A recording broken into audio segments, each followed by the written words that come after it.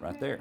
That's me. Reggie Koch wore a badge for nearly 15 years. And there's a supervisor. And he had brushes with dishonesty among fellow officers. It's really clear that he didn't do what the officer accused him of doing. Now he's an attorney in cases defending police, but also the criminals they accuse. The police are getting caught. Every day there's a new video or several videos, uploaded to YouTube that show police taking one position, but the video shows something different. Koch believes talk of untrustworthy cops is reaching a critical point in criminal justice. All it takes is one person to not trust the police to hang that jury up, and we can't convict the person, even if they're guilty. In May, the Pulaski County Prosecutor's Office requested outcomes of internal affairs investigations for the type of information that can discredit an officer, commonly referred to as Brady material. We've had, luckily, precious few cases that have become Brady issue cases. We remain vigilant all the time. So we wondered how many liars have been reported.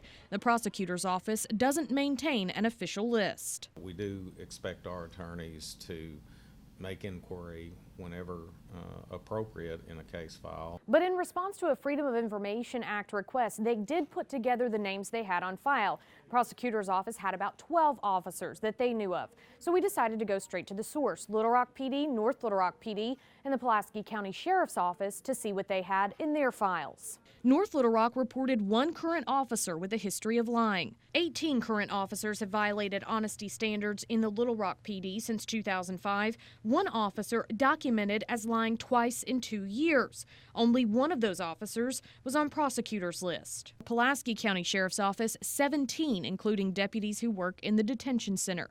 Some of the findings date back to the late 90s.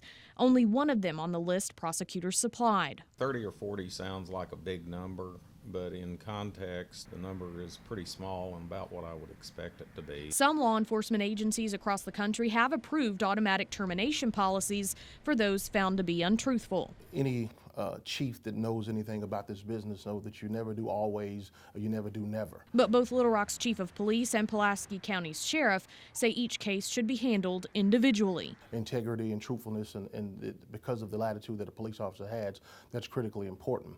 But to say that I'm going to blindly go in and just say that, hey, there's an untruthfulness here, and this person automatically gets terminated. I need to see the entire case. In Little Rock, liars documented by Internal Affairs included at least 11 on patrol and one administrator. There's a certain burden that falls on the deputy that he's going to have to live with based on his own actions. In Pulaski County, of the 17, 5 are on patrol, 3 are in investigations, and 1 investigates allegations of officer misconduct. If I was not confident in his ability to be fair, to be objective, to be thorough, then he would not be where he is. The types of issues they lied about?